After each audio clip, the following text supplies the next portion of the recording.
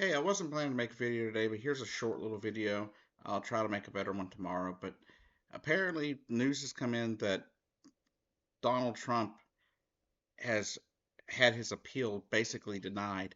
He appealed that to an appeals court that that he had immunity, that he shouldn't be allowed to be charged at all because he was the president of the United States, and the president shouldn't be charged for anything, right?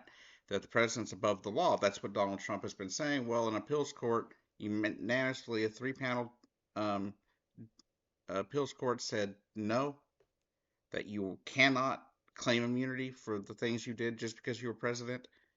Um, so his trials can go forward, especially the ones down in Georgia and his stuff in the federal information case where he stole those documents and refused to return them, claiming he had immunity for doing that as well because he was the former president of the United States. Well, an appeals court said no, so I'm assuming he will be appealing to the Supreme Court, who has already kind of leaned, you know, like with this appeals court, they've kind of leaned towards the rulings that he was not immune. That's been the thought, but we'll see what happens when it actually comes to their to the Supreme Court. We'll see what they have to say. But as of right now, Donald Trump is the cases against him, especially the federal documents case, can go forward. So I think this is a good day for now for American politics. We'll see down the road what it actually creates. If it actually gets to the Supreme Court rules against him there too, then for sure. In other Donald Trump news, I believe it was earlier this week or maybe Friday, the judge in one of his federal cases, the documents case, I believe it was, decided to postpone with no given date on when the trial would begin. It was supposed to have started March 4th. Um, Unfortunately, that's been delayed. The fact is, he's going to keep trying this. He's going to keep delaying and delaying and delaying. What he's trying to do is do everything he can do and pull every legal maneuver he can in order to delay this past November 4th. It does not look like, or I don't know if it's November 4th, but the November election in 2024 here. So we'll see. We'll see what happens, right? We have no clue exactly how it's going to play out. I was watching some um, conservative commentators the other day, even saying that they don't think he can drag it out till November. That the trial's going to have to start at least, it's probably going to start at least by the summer. There's only so much he can do to delay it, but we will see. I can't believe we're allowing this guy to run. I can't believe, you know, people are okay with this man. I don't understand. I don't understand it. How anybody could support somebody like this. It doesn't make any sense to me.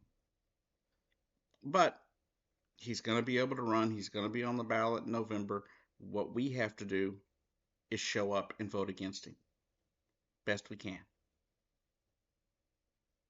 I'm going to tell you right now, if you don't vote in 2024 or you vote third party in 2024 just because you're mad at Joe Biden for how he's dealing with Palestine and the way that every U.S. president has dealt with Palestine for the last 70 years, and you're going to now blame Joe Biden only for these policies, you're going to have some. You're going to be sad because you know how Hamas came in what was it, 2008, won the election, and then never allowed another election, thus leaving the people of Gaza not only under the tyranny of the Israeli government and the IDF, but also of Hamas. Because trust me, things weren't great for Palestinians under Hamas. If you disagreed, you were either shot or put in prison. If you disagreed with the Israelis, same thing, right? So my suggestion to you, if you don't want that to happen to you, and you live here in the U.S., I suggest you vote for Joe Biden. I suggest we get behind him, So Donald Trump does not become president in 2025. They're killing the chance for Project 2025 to take hold, which reshapes the entirety of our government. Literally creates a fascist dictatorship with one vote.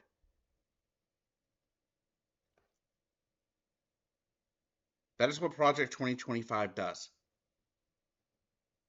It's not a pro America policy.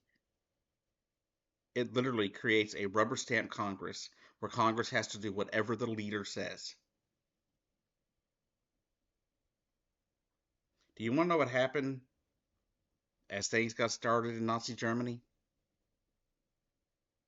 Mm-hmm. Their legislative body gave up their checks and balances, as it were, where they literally had to do whatever Adolf had to say. They had to pass whatever laws he said they had to pass because it was the law. That's what Project 2025 does. It lays it out very clearly what they're going to do to people like myself. For trans people, Project 2025 is the beginning.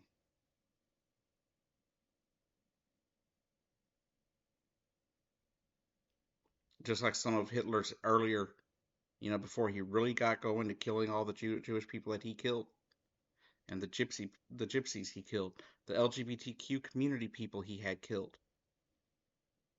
Before that all got going, it started with little things. And Project 2025 is the beginning of a genocide. And it's terrifying.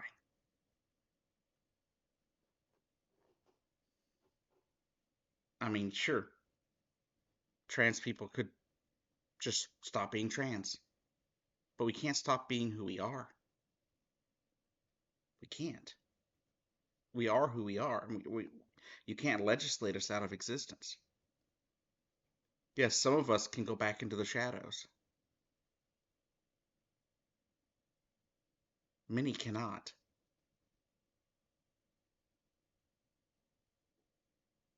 I, for one, physically could, but emotionally I won't, and I couldn't.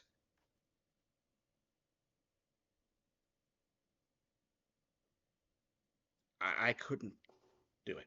I wouldn't be able to. I don't care if it meant saving my life. Because the fact is, finally being me saved my life. And I'd be damned if somebody like Donald Trump and his thugs are going to take my joy from me. Because for the first time in 44 years of life, I am absolutely ecstatic with who I am. I'm actually happy to wake up in the morning.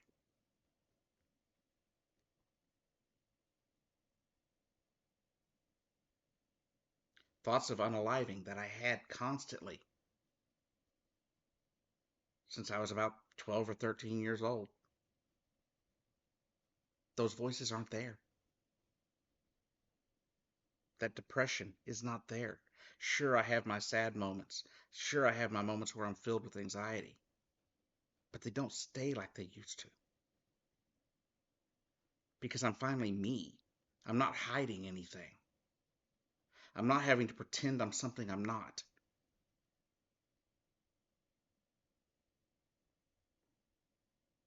And I guarantee you there are a lot of other trans people out there that feel the same way. Whether they're able to get on HRT, have surgeries or whatever.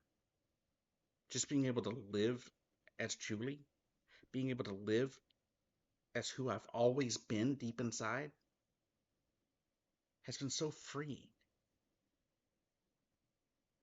I'm able to just be. And these people want to take that away from people like myself. And if you're part of the LGBTQ community and you're not part of the T, and you think, oh, it'll be fine, they're just going to go after the T, Yeah, you know what they're going to do after they come after the T? After they go after us and the rest of the QIA plus community, they're going to come for you, the LGB.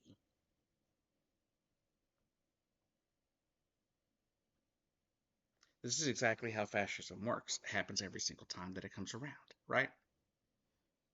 Anytime that somebody comes up with an authoritarian plan, they come after my community. But they don't just come after me and my community. They take my community. They go after us, the trans community. But then, when they're done with us, they have to move on to something else to hate.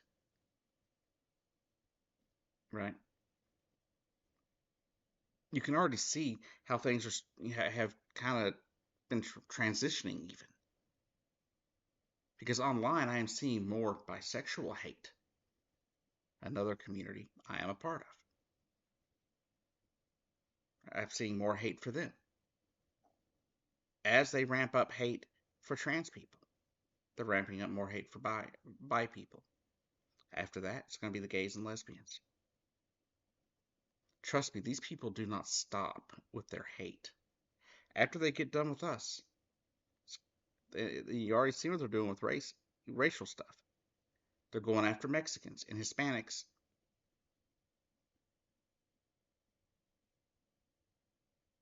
Right? And sure, right now they're saying, oh, that's just people crossing the border illegally. It won't be. That's not going to be what they're going after. Sooner or later, they're coming for you. A while back, I read a poem that was written. Something about first I came for the tradesmen, or they came for the trade unions, but I wasn't a unionist, so I didn't say anything. Then they came for the socialists, but I wasn't a socialist, so I didn't speak. And then when they came for me, there was no one left to speak for me. What's the premise of that? And that is what we have to do. We have to speak up, even if it's not us. If you have any kind of morality at all,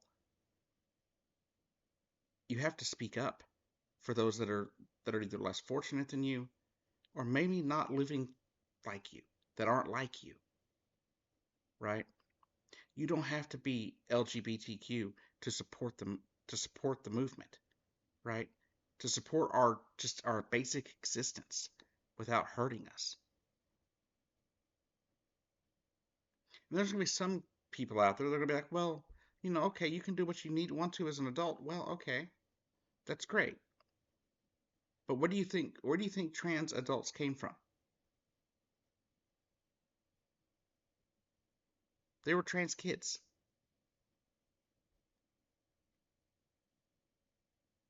And it's difficult for trans kids to begin with. It's already difficult.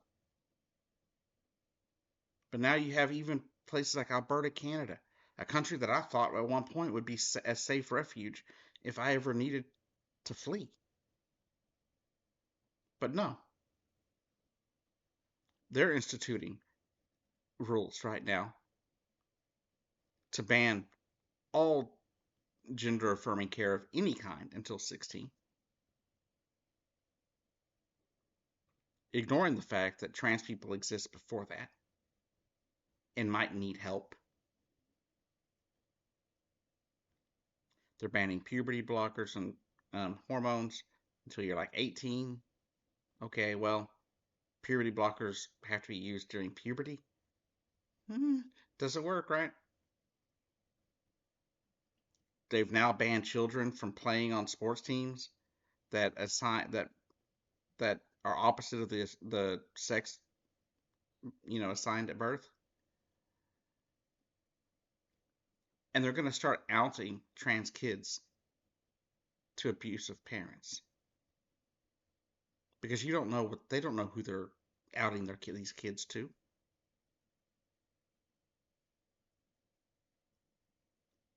You may have somebody that's trans in your class, but if you live in Canada, Alberta, suggestion, you don't know them. Even if you know they're trans, you don't know they're trans. So I'll tell the people in Texas, I tell teachers in Texas, Oklahoma, Florida, the entire U.S. South.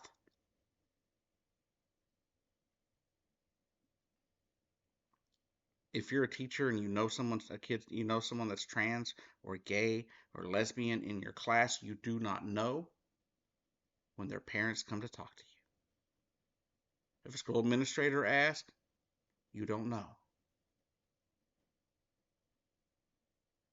Plain and simple. Just like if I'm at a grocery store and I see someone sneak a bag of bread into a purse or something, I didn't see it. I didn't see shit.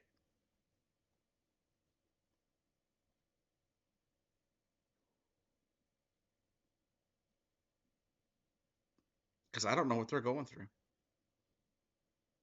I don't know what they're dealing with.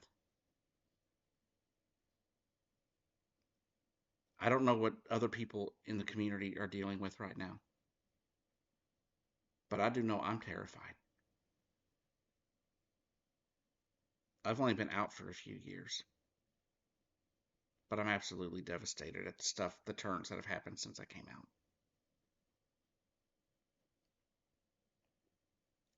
I sit here video after video talking about this stuff, talking about what the Republicans want to do to my community, to the rest of the LGBTQ community, to Hispanics, to blacks, to Asians. It gets no traction. No one cares. I have like 3 viewers that constantly watch my videos when I put them out. They watch every week that I put a video out. And they comment. And I know they share videos, and I know that they try to interact with videos that way it can get out there. But all in all, no one cares.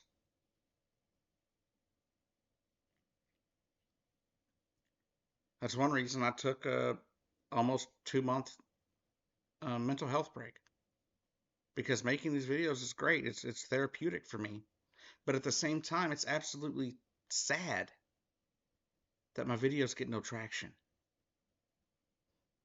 That other people that make videos over trans rights get no traction. I don't care if it's my videos you share. I don't care if it's another trans creator's videos talking about trans rights. Share them all.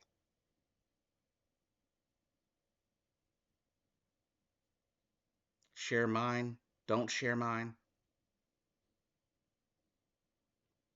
But share others if you can't share mine. Or if nobody, I don't have a lot of viewership. And I'm not concerned about that. What I'm concerned about is getting the message out. So if you see my video here, if you have any suggested videos to the right of the screen, click on those videos, especially if they're talking about trans rights. Watch those other videos. Give them a like, give them a comment. And I know this could hurt my viewership long term, and I don't care. All I care about is getting the message out that trans rights are human rights, and that what's happening in this country is terrifying. I guarantee you I'm not the only one.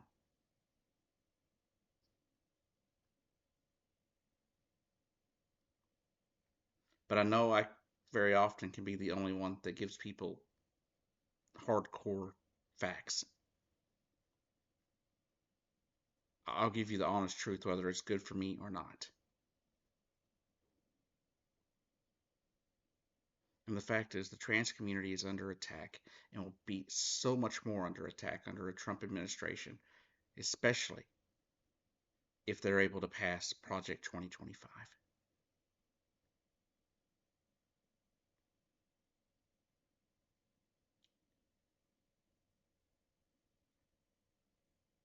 It's just, it's sad. It's really, really sad.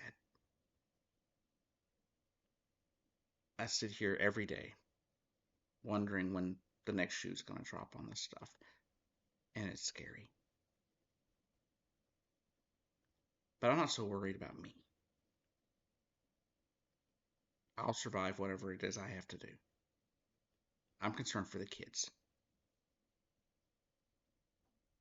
Those kids who know something's not right, that they don't feel right, that they don't feel the gender that matches their sex.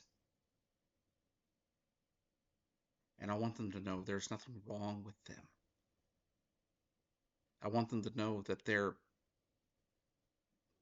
special, just like every other child on this planet. That's what I want. I want them to know it's okay to be who they are. That if they're not comfortable with the feelings they're having, that they need to seek help.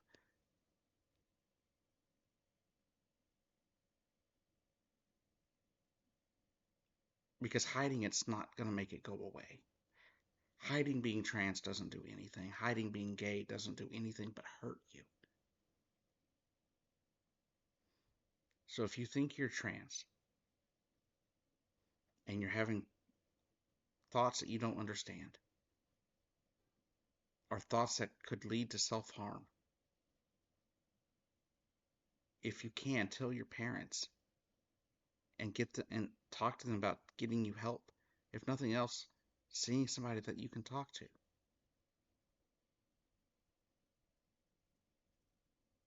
Because kids, they need guidance on this. Not to be, they don't need to be pushed off in some back room somewhere. If a child is going through, having, emotional distress over their gender not matching their sex, then that they need to see a specialist that that deals in gender you know issues. They need a psychiatrist or psychologist that can talk to them, a counselor, somebody that understands how this stuff works. But it's so sad that so many kids out there don't have that. I didn't have that growing up myself. Mostly because I was too scared. Because I'm sure if I told my mother, she would have taken care of me. She would have found someone for me to talk to. And I probably would have avoided, 30 years of torment. And that's one of the things I don't want. I don't want any child to go through the torment and the self hell that I created inside my own head because I was too scared to speak up. Because where I lived was not friendly to people that weren't straight and white and male.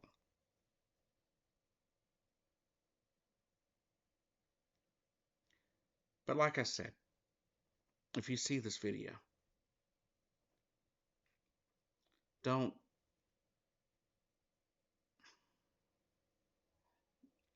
don't hesitate to share it, but don't hesitate to watch other trans